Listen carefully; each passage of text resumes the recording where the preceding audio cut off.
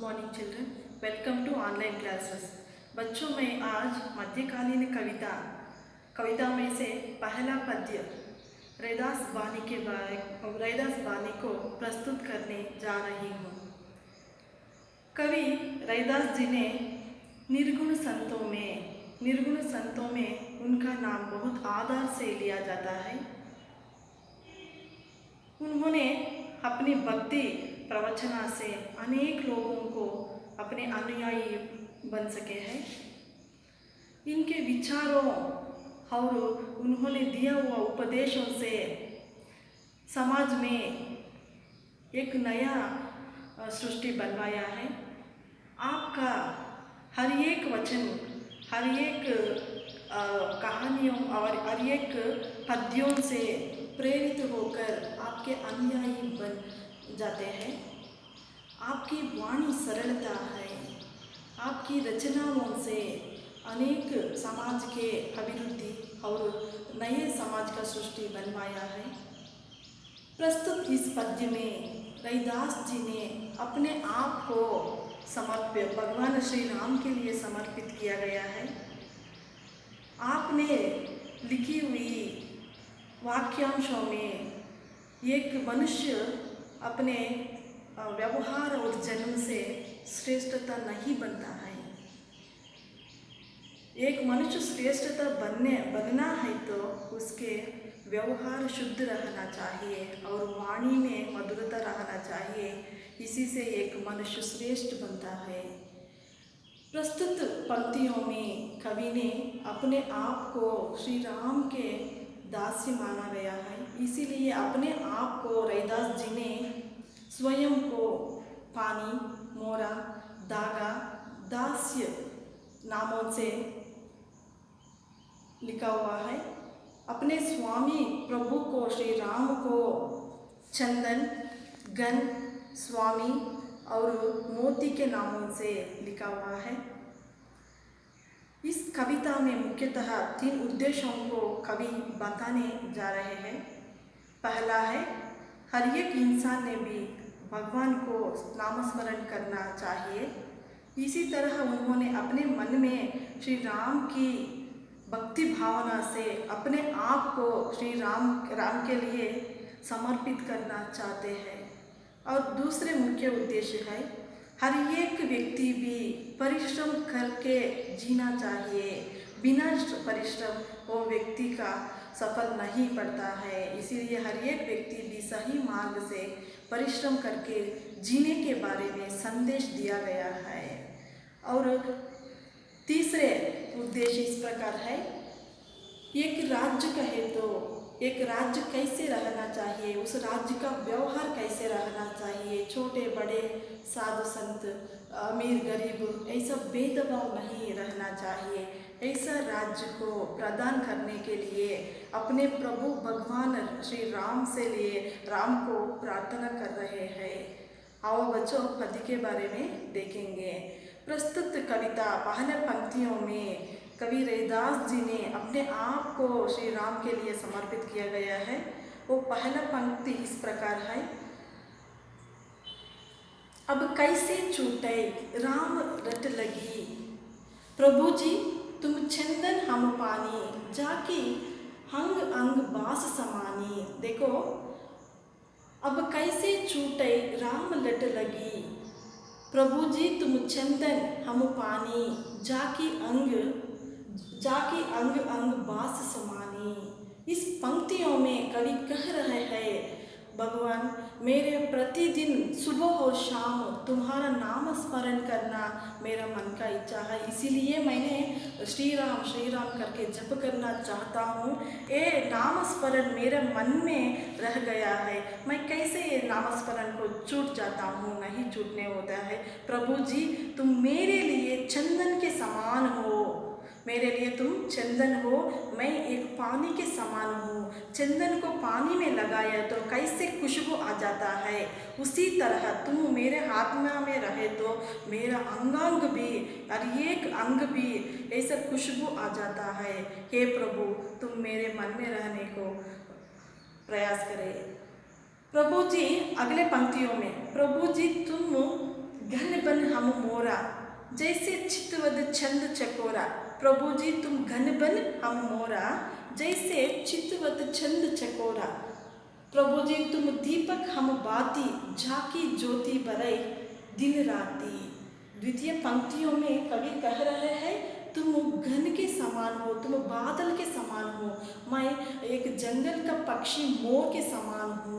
तब बादल बारिश के कारण से बरस आए तो वो बारिश के दिनों में मोर अपने आप को भूलकर नाचना शुरू करते हैं। इसीलिए तुम मेरे मन में आगमन आया तो मैं भूलकर तुम्हारे सामने नृत्य करना चाहता हूँ हे स्वामी, इसीलिए तुम दर्शन दियो।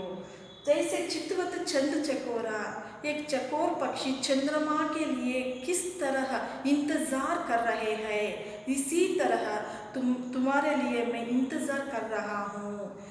तुम चंद्रमा के समान हो, मैं एक चकोर पक्षी के समान हूँ। हे प्रभु मुझे वरदान दो। प्रभु जी तुम दीपक हम बाती, जाके ज्योति बरे दिन राती। हे प्रभु तुम दीपक के समान हो, मैं उसमें ढालने वाले एक धागा के समान हो।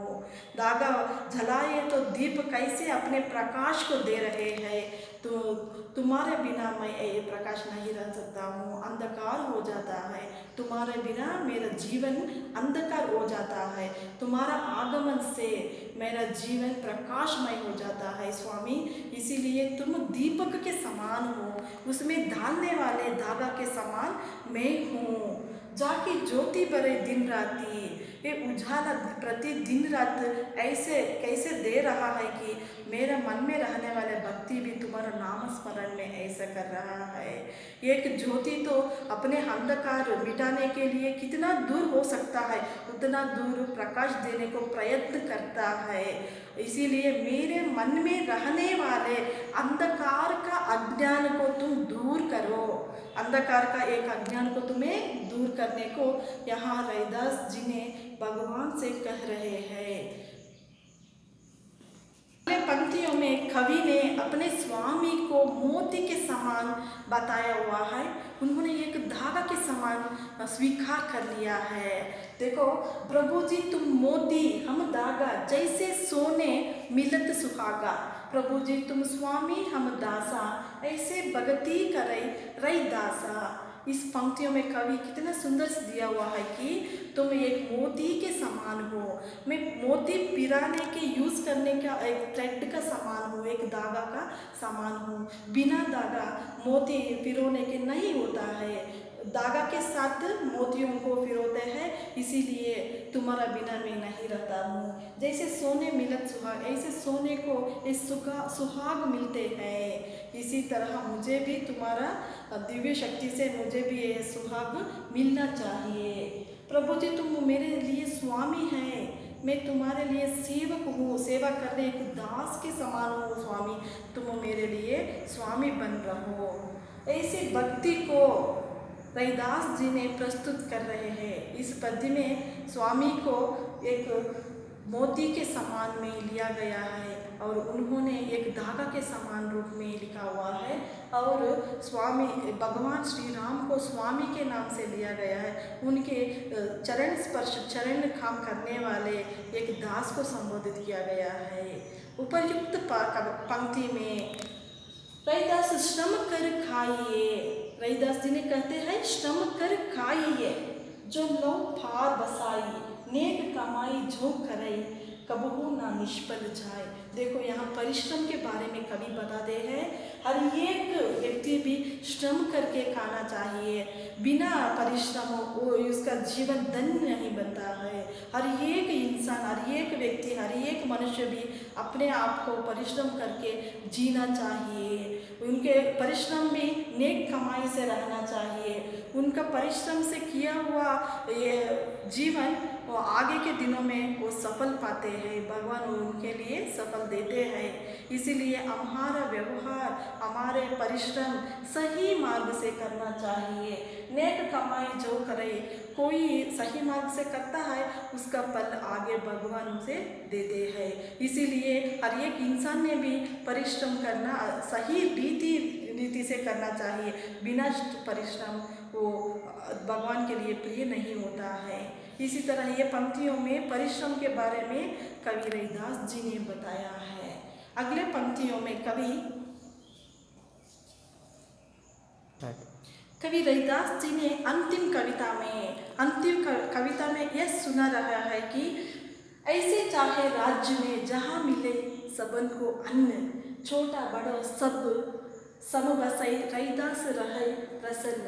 एक राज्य कहे तो एक राज्य में राजा रईस, छोटे बड़े, गरीब अमीर, ऐसा भेदभाव मत रहना चाहिए। सभी सुख शांति से रहना चाहिए। इसी से वो राज्य सुख पाता है।